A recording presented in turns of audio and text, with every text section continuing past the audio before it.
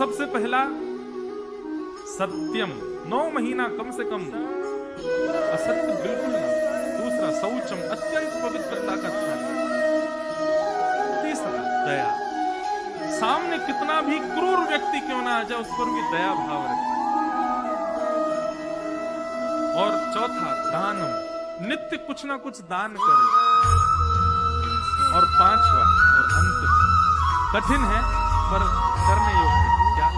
एक भुक्तुम तु भोजनम, जो भोजन है वो एक ही बार ग्रहण करे, बाकी के समय फलाहार और प्रसाद और बहुत हल्का भोजन रखे। इस प्रकार के 5 नियमों का पालन करते हुए, तप करते हुए यदि बालक को जन्म दिया गया और नित्य भगवान को स्मरण करे, सुबह उठते ही, रात्रि सोने से समय और मध्याह्न भोजन के समय 3 बार तो कम से कम रोज भगवान का स्मरण करे। 9 महीने तक यदि कोई माँ इस प्रकार का नियम पालन कर ले तो यहाँ पर लिखा है तेन पुत्रोति निर्मल, उसका बालक ऐसा होगा जो या तो सृष्टि, समाज या पूरे विश्व का काया पलट कर सकता है।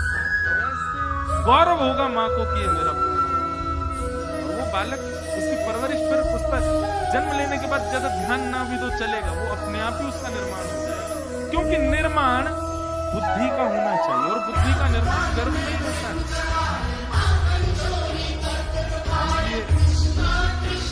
संतान उत्पत्ति का क्रम जो है बहुत सेंसिटिव होता है, माता पिता को करते तो धुंधकारी महान दुष्ट हो गया, गोकर्ण पंडित ज्ञानी बन गए।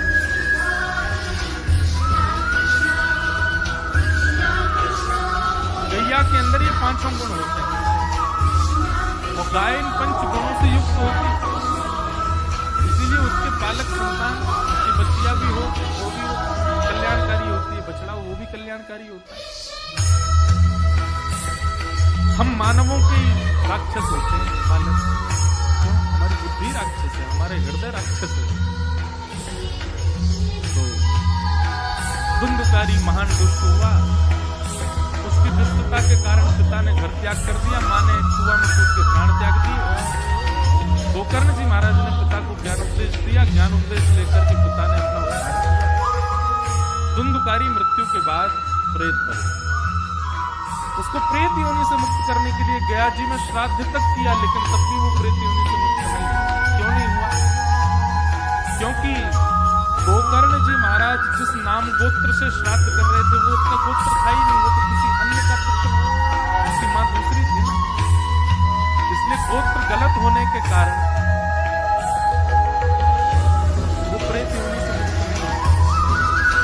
तब क्या करें? तब सूर्य नारायण से पूछा कि ऐसे प्रेत योनि में बंधा हुआ व्यक्ति जो श्राद्ध आदि से भी मुक्त ना हो रहा, उसके लिए क्या किया जाए?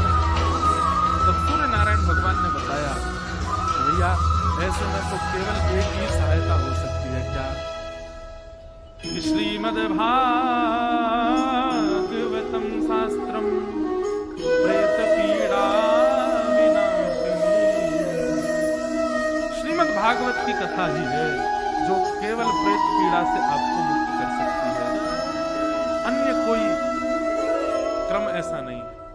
श्रीमद् भागवतान मुक्ति सप्ताहम वाचनम इति सूर्यवचन सर्वै धर्मरूपम।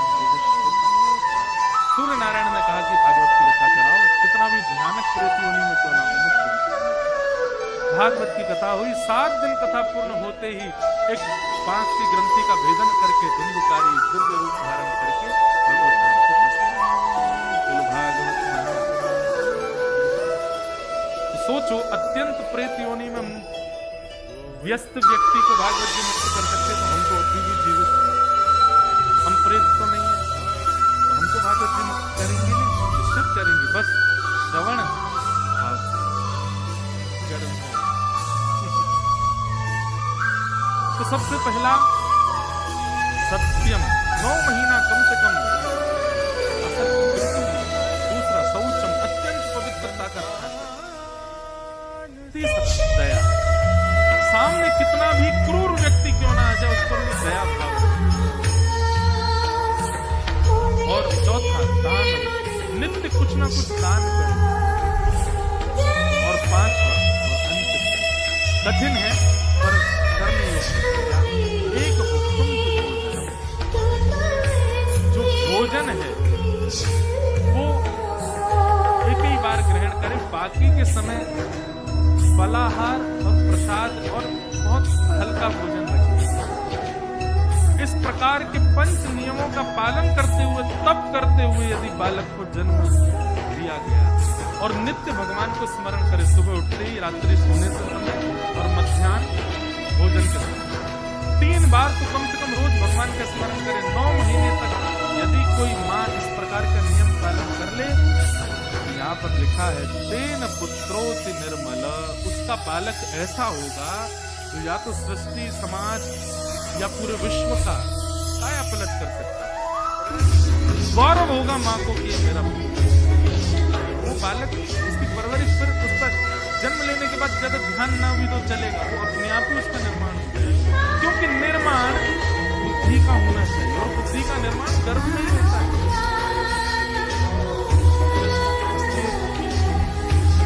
संतान उत्पत्ति का क्रम जो है बहुत सेंसिटिव होता है। माता पिता तो धुंधकारी महान दुष्ट हो गया, गोकर्ण पंडित ज्ञानी।